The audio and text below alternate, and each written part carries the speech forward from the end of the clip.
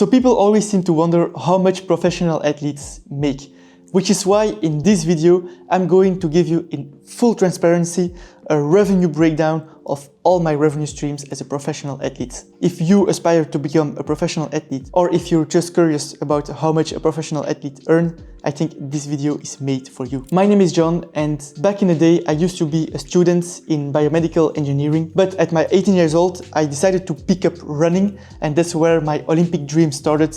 And then a few years later I went to the Olympic Games in the 5,000 meters in track and field in Paris 2024. The first thing I used to think about when picturing professional athletes was fancy cars, big sponsorship deals, and yes, of course, this is the case in soccer or maybe in professional football in the United States. However, for a lot of other sports like mine, track and field, many athletes like me struggle to get by month by month. However, in the last 2 years, I built the ideal life for myself where I am lucky to be financially stable, and I want to share with you this journey and my revenue buckets because maybe you can find inspiration in this if you want to become a professional athlete as well. The first revenue bucket are shoe sponsors like Nike, Adidas, Hoka, ASICS, etc. etc. This is actually the most common revenue stream for all kinds of runners, whether you're a trail runner, a road runner, or a track runner. The contracts are mostly structured in the following way. There is a fixed amount. For example, I'm paid 20k in a year, and then there are bonuses that I can achieve based on performances. So there are bonuses based on time. They can say, all right, John, if you run a 10k in 30 minutes, you earn that bonus. But then there are also bonuses based on placement, which is, for example, John, you have to place third at the European Championship to hit that bonus. So contracts have a fixed amount, have bonuses, and then there are also other little things such as expenses, etc, etc. However, a big drawback of these contracts is mostly if you don't perform, they add in clauses that they can reduce the amount you're paid if you don't perform. They can tell me to qualify for the World Championship this year, but if I don't qualify, they reduce my contract by 50% or something like that, which is huge. Now, there's a common misconception in how big the contracts are. A lot of young athletes ask me through social media, John, how can I get a shoe contract? Because they expect they can live from it very easily. My answer is, it's not that straightforward because there are a lot of parameters to take into account when negotiating such a contract. The first one is timing. A shoe brand like Nike will only release a certain marketing budget at certain specific periods in time, and you have to be asking a shoe contract right at the time where they release a big marketing budget for a certain shoe or for contracts. And when this timing is right, you can get the big contracts. If you're asking for one at a time where they just emptied their whole marketing budgets in other stuff, they won't have any budget anymore, and then they will only give you very little propositions. The second parameter is your region in which you're living. I'm living in Belgium. The contracts are very small because they're selling very little amount of shoes in my country. However, if you're an athlete of the same level as me in the United States, you can get much bigger contracts because the shoe market is much bigger right there. Also, right now, when I'm making this video, I don't have a shoe contract yet. I hope to have one in the future. I think this is normal because I'm in the Belgian market, which is a really little market for shoe brands. This is why they're not really interested in getting me as an athlete. They prefer to choose for bigger markets like France, Germany, Spain, United States, England, etc, etc. So, revenue for a shoe sponsor has been zero until today. So let's go to the other revenue streams, which are more interesting, because if you also cannot get a shoe sponsor, maybe you can get other revenues like me in the following buckets. The second revenue bucket is the federation and the government. This is also a very common one among runners. However, the income you can get from that varies a lot among countries because every country sets up its own standards. Some athletes in some countries get zero from the government, other athletes get paid a lot. So I'll explain how the system works in Belgium. First, there is the government. They can pay either a full-time or a part-time salary only to the athletes from which they expect that they can run a top 8 placement at the World Championship or Olympic Games. Then there is the Sports Federation, which is in my case the Athletic Federation, and they set certain standards. I won't go into detail, and they can pay you between 3k up to 15k per year based on your level. And then thirdly, there's also your city. For example, I lobbied at my hometown and I asked them for a little budget to pay for certain apparel, specifically for an altitude tent, and this can also generate a little more revenue for an athlete. So let's break down how much I earned year per year from federation and government. Back in 2022, I got 0.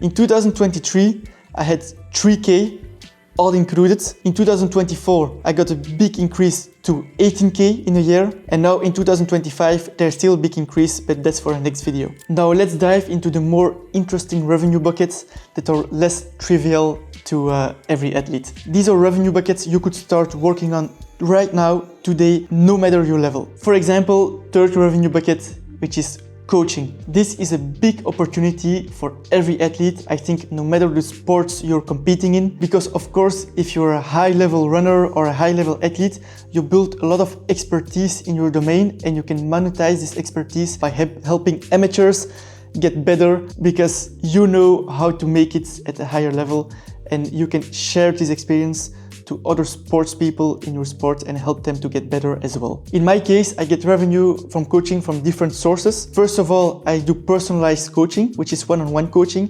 That means that athletes contact me and they say, John, I'm training for a marathon and I want a super personalized training approach where I can call you whenever I want. I get an adapted training plan week by week, depending on my job demands, etc., etc. And then there is a second type of coaching, which is just selling pre-made training plans where people say, I don't need this personalized approach. I'm happy to get a pre-made training plan and pay a little less. My athletes contact me through my website or through my social media, and this revenue stream has grown along the years, and now I get today a full monthly salary from my coaching, which is awesome because if I wanted to, I could live fully just from my coaching, and I can coach from everywhere in the world because I do it all online. So let's break down the revenue year by year. In 2022, I got 0. In 2023, 0.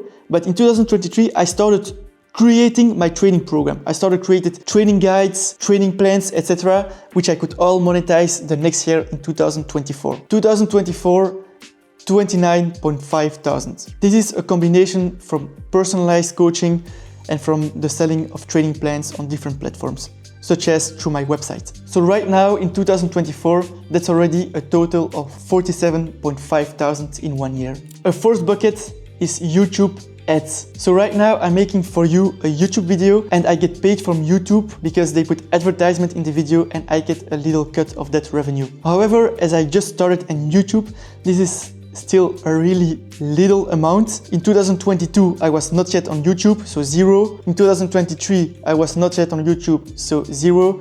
And in 2024, I earned about, I think, 120 to 130 euros from all the videos I made, which is almost nothing. Fifth bucket, social media partners and collabs. So back in 2022, I knew I wanted to get revenue from my social media, which is from TikTok, from Facebook, Instagram, and also YouTube right now. I started posting more frequently and frequently. In the beginning, my growth went super slow, but right now I grew on Instagram, for example, up to 95,000 followers, and this can give eyeballs to companies which want to advertise through my social media. However, it's also very important to set your value straight as an athlete. I will only advertise for products I use and I think are very good.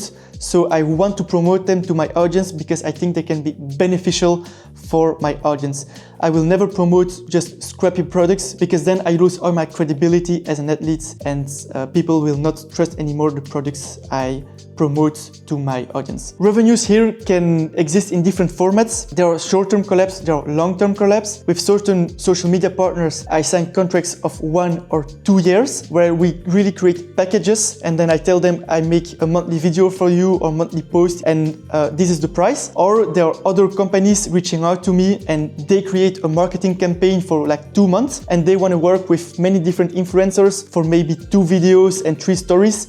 and these are more short-term collabs. Now, what are the revenue I get from my social media? Let's break it down. In 2022, I got 0. In 2023, I got 4,800 euros, and in 2024, I got 22,000 for my social media, mainly from Instagram. That makes it right now of a grand total of 69.5k in 1 year. The fifth or sixth revenue bucket, I lost count, are other sponsorship deals. I put them in a separate bucket compared to the sponsorship deals I got from social media, because these are sponsors that don't ask for eyeballs through my social media. They ask for other returns, such as giving team buildings or going to talk or writing articles for the company, etc, etc. What these companies ask from me can vary a lot depending on their personal needs. In 2022, I got 0. In 2023, I got 3k, and in 2024, I got 10k. So for 2024, this puts us already at a total of 79.5 thousand. Now there's one final bucket,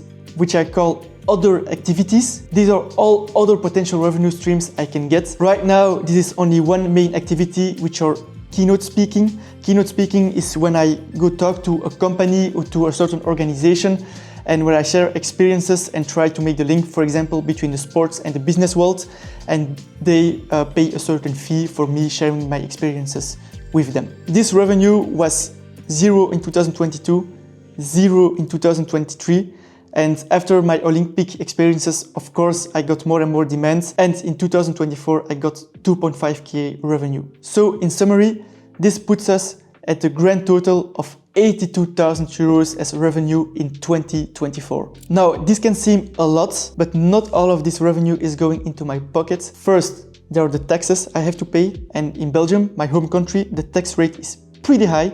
It can go up to 50%. And secondly, I have also a lot of costs for my social media. I pay my filmer, my editor, etc, etc. So this breaks down all my revenue, and so there's only a fraction of that I can use for me. And little side notes as well, I think my living costs as an athlete are generally higher than a regular person, because I go a lot on training camps, and on training camps expenses can get pretty high because I have to pay for my sports membership in gyms.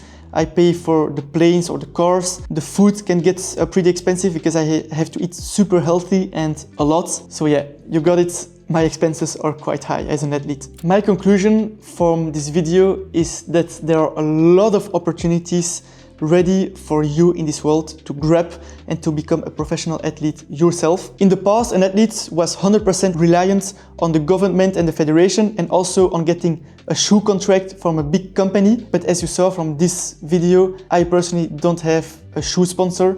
And in our modern world, our digital world, there are many opportunities to create other revenue streams, such as coaching online. I think you should definitely do it if you want to become a professional athlete. And secondly, also social media. This is a big opportunity that everyone can start with right now, today. Every company is looking for eyeballs for their products, and through social media, you can give them a marketing platform and monetize that. Now, how do I expect my revenue streams to evolve in the future?